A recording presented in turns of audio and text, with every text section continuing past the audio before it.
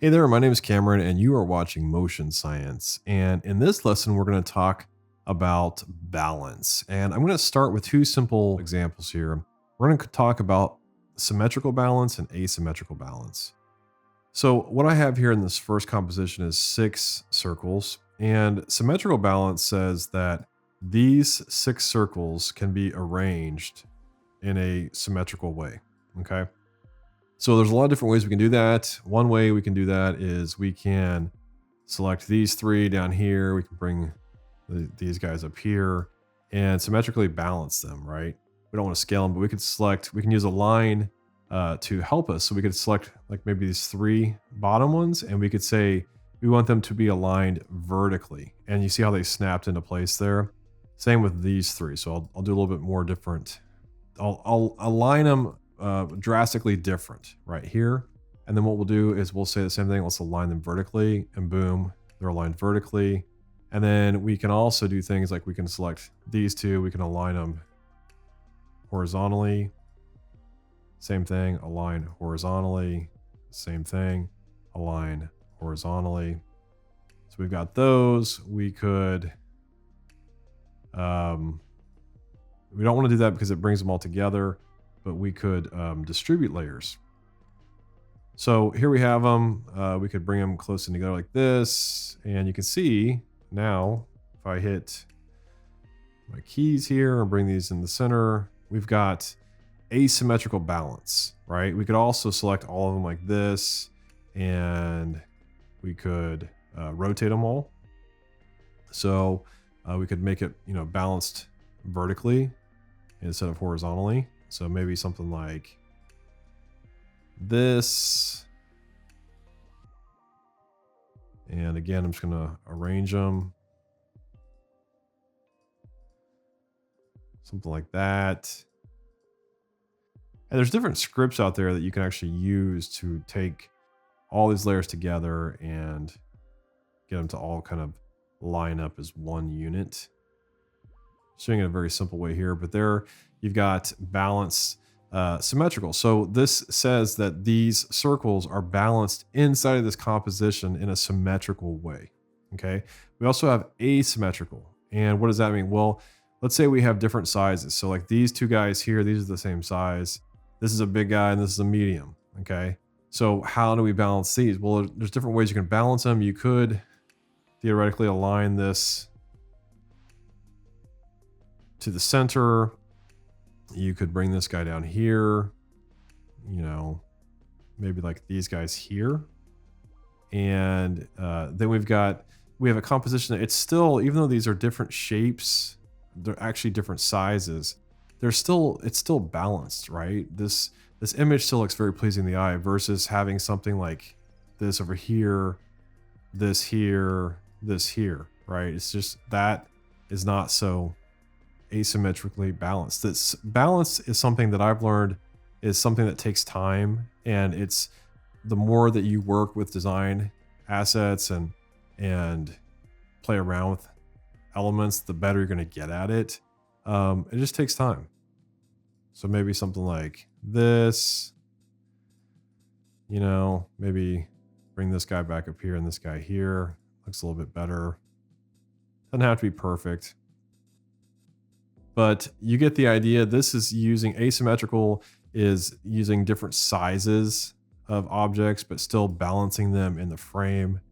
And symmetrical basically means they're all aligned evenly. So with that in mind, let's move on to the actual design process. So let me open that project up. So here's our design composition, and there's nothing here yet because what we're going to do is we're going to work with all of these assets right here. There's arrow layers. There's 3 arrows. There's 1, 2, 3, 4, 5, 6, 7, 8, 9, 10 assets. And the trick here is to get these assets to be balanced in this composition, right? So our composition here is 1920 by 1080. It's just a standard HD 1080p 24 frames per second composition. And we're not going to animate anything here. So 5 seconds is fine. We're going to start with a solid though. So let's do a new solid. And let's bring this up in here. something in that. So pale red solid too. That's going to be our background. And actually we need that solid layer solid settings to be the same size as our composition just to keep it tidy. Okay, there we go. Next, we're going to bring in a texture. And there's our texture. And let's play around these transfer modes.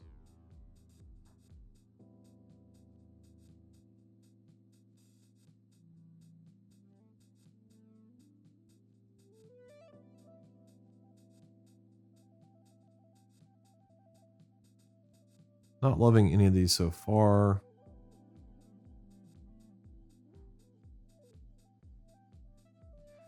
Cycle back through to the top.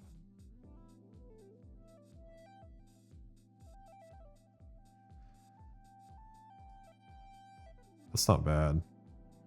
Something like this, and we're gonna keep an eye on whenever we're using balance. We also need to look at like these textures, right? So this texture has these splotches here. They're lighter here. They're darker here. We also have like these creases in the paper here. So that's going to play into our balance. So we need to be aware of that. So something to keep in mind. Next, we're going to actually create an asset here. And actually, let's go ahead and bring in our logo, Adidas logo. We want to go ahead and shrink this guy down. It's too big. I see this all the time with motion designers where we're playing around with assets and type is too big, logos are too big. You know, a lot of times we'll see something like this and hit S for scale and it's huge, right? It's filling the frame. For some cases, this can work, but a lot of times we want it to be, you know, a lot smaller. So maybe, I don't know, let's just place this guy up in here. And if I'm not sure where to put something to start, a lot of times I'm going to turn on proportional grid. I've got my 3x3 set up. Again, if you don't know how to do that, preferences, grids and guides. Once that loads up, you're going to make sure that proportional grid horizontal is 3, vertical is 3, click OK. And now you've got your rule of thirds, 3 across and 3 down. So our view, what theory teaches us is that this point right here is always the first point we're going to look at. This is the second, third, fourth, and then these boxes can make up additional points. So let's go to our first point, which is going to be here. And I want to create a design asset that's not up here that replicates these bars. So to do that, let's make sure nothing's selected here. Let's go up to a rectangle box here, double click, and we have made a shape layer that's going to become a rectangle. So we want to fill this in. Let's make it white. Actually, let's just make it a red color for now. Let's turn off the stroke. And then we want to make it a true rectangle. So we're actually going to make it kind of more vertical. So let's do something like this. Let's go up. Let's take it back up. Let's actually go 1500 by 300. So there we go. And we're going to rotate it under transform rectangle. We're going to rotate it 60 degrees. And I'm just kind of replicating what's going on up here. It doesn't have to be perfect, like I said, but that's pretty close. I mean, you can see if we line it up here, that's really close. So next we're going to do is we need 3 of them, right? Because there's 3 going across here. Because I thought it'd be cool to use this as a shape, the shape layer kind of playing off of these 3 shapes. So let's add a repeater. And the repeater needs to be 3 copies. And we're going to move it across. If I can see it, where are you at? Not sure why I'm not seeing that. So let's do it again. Repeater. There we go. That was kind of weird. 3 copies, and let's transform it, and let's move them across. Something like that, 430 pixels. So we'll call this rectangles. And didn't want to grab that. Let's go ahead and lock that. Rectangles, let's lock that background as well. That's the thing with repeating. When you use a repeater, I can only select the main shape layer. I can't select these two guys here. So that's what I kept trying to do. I kept trying to select those. So I have to select this guy. So again, I'm looking to place this somewhere that's kind of, it could be front and center here. That may work. It may not. So we're going to scoot it over here to the side. And what else do we have here? We have the main focus, which is our shoe. Okay. And the shoe, sometimes we get assets that aren't, super great. This is one of them. Look at this bottom shadow here, right? Now I could go into Photoshop. This is the time I would use Photoshop. And I could go in here and I could clean this up. I could paint it out, feather it a lot. I could use a mask here in After Effects. I'd probably use Photoshop and kind of paint out the edge. But we can get away with not painting it out. And that is by using a transfer mode. Transfer modes are my favorite thing to use. That obviously doesn't work, but we can try one that does. So let's try my other favorite, which is typically multiply or darken. And that's looking okay. That actually helps. This kind of blends in a little bit better. Let's try darken. That looks pretty good too. I actually like that a little bit better. So there's multiply. You could also try color burn. That's nice. I like that a lot. So it's going to be between darken and color burn. And let's go with color burn. Let's do that. So looking at this Adidas logo, if this is where it's placed, I don't want my shoe to be so large, number one. So let's scale this guy down. Maybe something like that. And using balance principles, it's nice to see a logo here and then, contrasted to the opposite angle, opposite corner is the shoe. So we could try and maybe place the shoe over in here. Yeah, something like that. Now the stripe's not bad, right where it is here, but something else I want to use is some of these arrows, right? So if I bring an arrow in here, if I start pointing out different parts of the shoe, because let's pretend this is it's an ad for Ultra Boost, right? It's all about this shoe. And maybe we want to focus in on the word Ultra Boost. So we need to see, there's a lot going on here right now with these red lines. So it's something to keep in mind. We also have this arrow, maybe it's pointing to Ultra Boost, or maybe it's pointing to the actual sole in here. I kind of like it there. And this guy, what is this one? So we have another arrow here. And we can always rotate these. So R for rotation.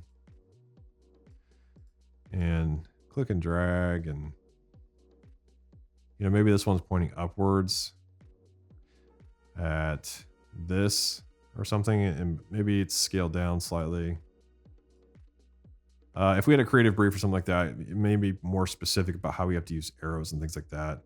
But yeah, I mean, that's a lot going on. So we need to fix this. But let's continue with, we've used 10, 204. So this is, what is this?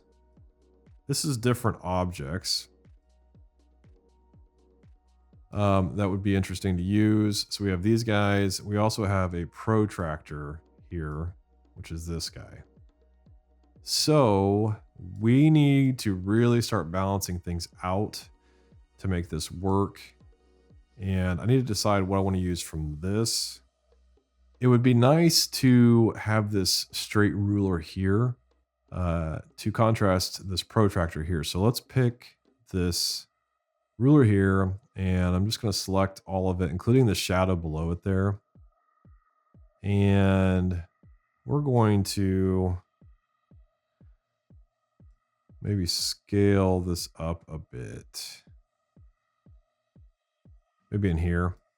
And we could use it, because it's long like this, we can rotate it over here on the side. We could leave it flat like this.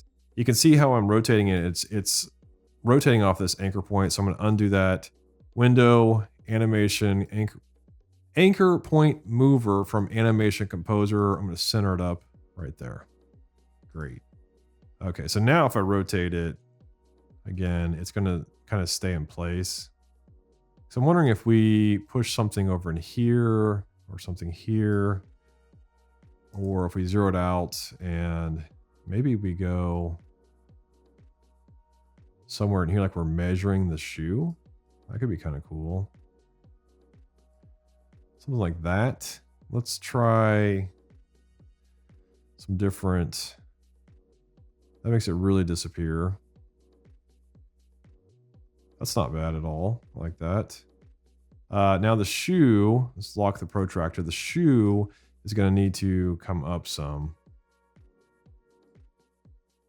You know, maybe something like that. This arrow down here is really competing with this ruler. So we're probably going to want to take that arrow and move it out of here. Maybe it's up here and it's pointing downwards. So it's pointing here. And looking at this, the protractor, again, it's really heavy on this side over here. But I like the measurement tools being associated with the shoe because we're really talking about the shoe here. So let's actually get rid of these rectangles. Let's bring these over here. Now I do want to see the three of them because if I only see two, this, I mean, I get the same idea that this is something to do with the Adidas logo, but it doesn't really say a whole lot without seeing the three. Now that does not mean I have to see all of the three, right? I could just see part of the three. So like this, maybe something like that. I think the shoe's got to scoot over a little bit more as well. Now it's okay if he kind of crosses over onto this. That's kind of interesting. Now with the ruler, I'm gonna scoot it back because remember we're pretending like we're measuring this shoe. So let's just line it up there, drop it down, maybe like that. And then we've got our protractor here. Let's rotate this guy. Something like this. Yeah, that'll work. Scale 100%, sure. And let's bring him up here and let's try darken as well. Yeah, like that. That's cool. Now you can see here on this texture layer 10, I turn it off. Well, number one, you can see what a difference it's making in the composition. But number two is look at these lines that are up in this section here. If I turn it on, see these lines are a little bit distracting. So it's something, again, I want to be aware of with my composition and the balance. So I'm going to bring these guys over here. So they're a little less noticeable, but we still have some of that really nice texture up in here. Looks really nice. Again, let's see about the red here. I want to make it a little bit darker. And, you know, maybe this logo needs to kind of push up in here. Let's play with this a little bit more. 0, let's see here. Let's bring down the brightness. Maybe something like that. Let's make sure Adidas is on top. And we'll bring it down. Kind of sits in this nice little window right here. And let's bring in a texture. Texture number 3. This looks pretty nice. We're going to alpha matte the Adidas logo above there. And we're also going to, let's try invert, channel invert.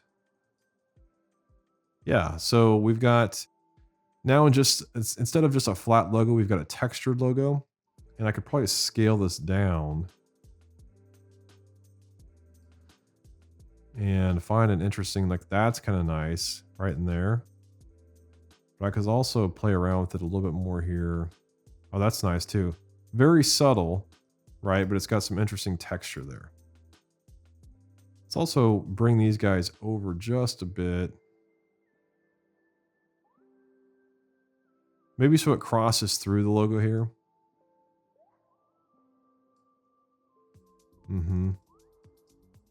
Yeah, I like that. So we're gonna actually bring these shapes over, and we're gonna align like this. See, that looks a little bit better. Before we had it like this, and I liked the red rectangle like cutting through the logo at the top here, but I didn't like the S hanging on by itself. So just bringing it over like this and kind of centering up Adidas, looking at the width here, looking at the width here. That works a lot better. I like that. I'm also going to lock that protractor, grab this little guy here, and I'm going to align, I'm going to rotate so that it kind of lines up with that rectangle as well. And maybe bring it over here and shrink it down. And kind of just go like that, sure. Okay. What else do we have here? Let's rotate. Let's actually scale. So we're going to negative scale 100%. So we flip it. Yeah, like that. And we're going to put some emphasis on this guy. So R for rotation. Something along these lines. And let's bring this guy down here. And then we're going to put some type up here. It just says like Ultra Boost. So we'll type in Ultra. Let's see, is that two? It's 2 words, boost.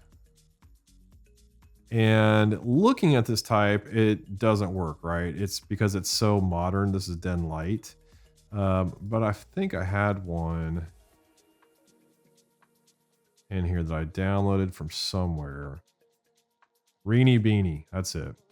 And it just has like a nice kind of written feel to it. So I'm going to increase the size of this guy. Maybe about 100. And bring it here. And then I'm just going to make it black. And looking at this, it looks okay, but now it's competing with the Adidas logo, right? Look across here. So this is point number 1 we're looking at, and then point number 2, but they're too close to the same size. So we actually should probably just shrink this guy down. And, you know, maybe something like this. Now the arrow. So let's rotate that arrow. Let's rotate it some more. Maybe let's scale it down.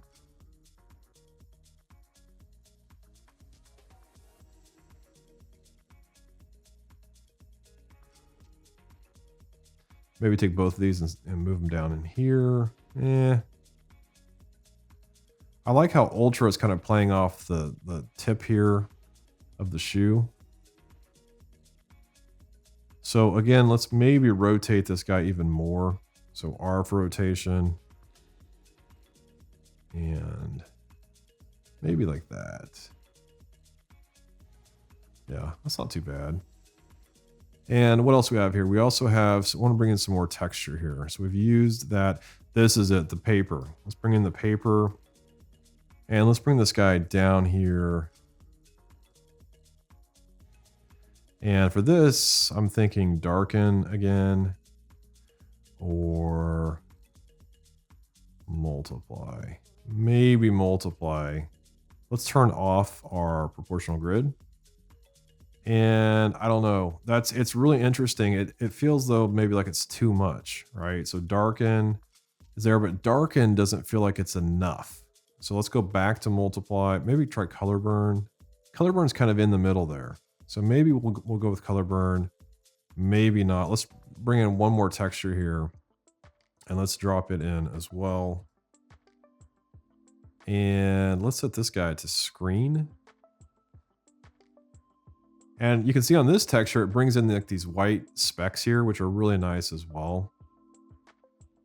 And we can just position, you know, as we see fit, wherever we want to see these white specks. So we've got some nice contrast here with the black versus the white and the red. This is a lot of contrast happening here. We also have some contrast with the foot here. And I know this isn't a lesson about contrast, but I just wanted to point that out to you. Also, we've got some really nice balance. I mean, that's what we're trying to accomplish here is balance, right? And it's looking really nice. So a couple more things I want to do here to kind of finish this piece out is this guy. I didn't love how he's positioned here. Just want to cut him off a little bit more. Maybe scale him up a little bit.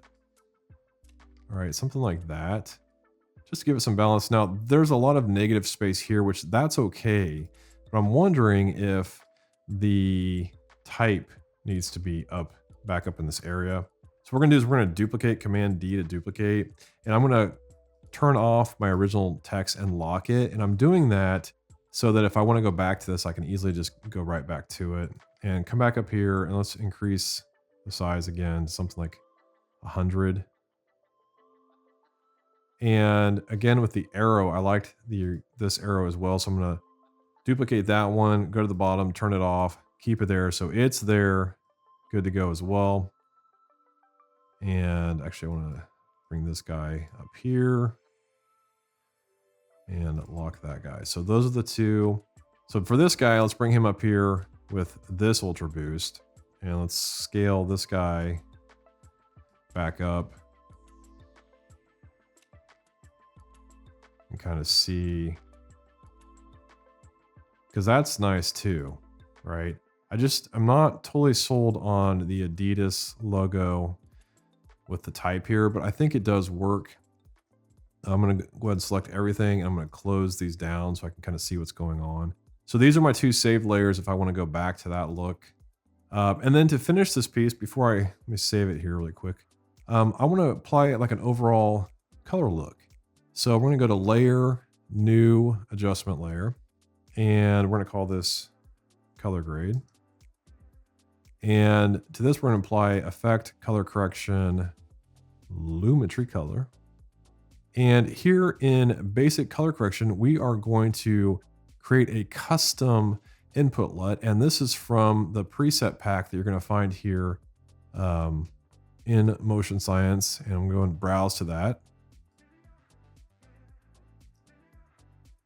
And here are the retro LUTs that are included in the Motion Science membership. I'm just going to select, start with number 1 and just see. They're really fun to use these LUTs. I mean, you can see, look at that. You know, it's really awesome. Completely kind of changes the look of this. Let's try another one. Let's try number 2. I like that a lot.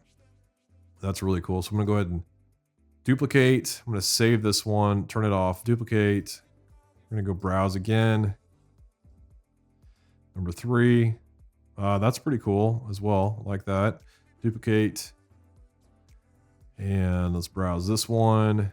Let's go number 4. Wow, that one's really nice too. So many great ones to choose from. So let's duplicate one more time and let's try number 5 here. And there you go, number 5. That's too contrasty. I mean, it's really interesting, but it's a little bit too contrasty for me. I think. I can always come back. So there's one. I like to also sometimes combine them, and that's probably like a rule that you're not supposed to break, but I like to break it. So 1 looks really great. So 1, and that one's kind of nice.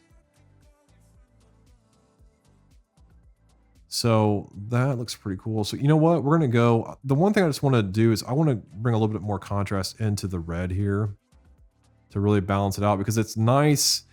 What's nice about this bottom LUT is that it brings in a lot of contrast here, right? So let's go with number 1, but to the red, let's just go in and let's just make it darker.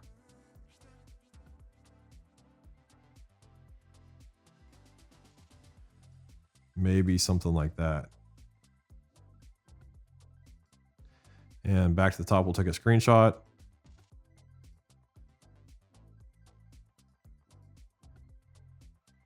That's pretty nice. Compare. Let's actually go back to the first one here, and let's just try one thing here with the paper that we brought in. Let's try multiply. Again, I like all the lines up in here, but not here. So we'll go back to color burn. And just to bring a little bit of it back in, I could duplicate this layer. A little bit too much, so that I could drop the opacity down at the top layer, maybe like 40%. And then I could do like a really rough mask here around the shoe. Just very rough. Kind of like so. And then just feather it. But we actually want to subtract from this. I mean, so you can see how it brings a little bit more detail in up in here. But you know what? I think I like it without. So we'll delete that duplicate. And I'm going to call it good. So there is our Adidas design style frame using balance in motion design.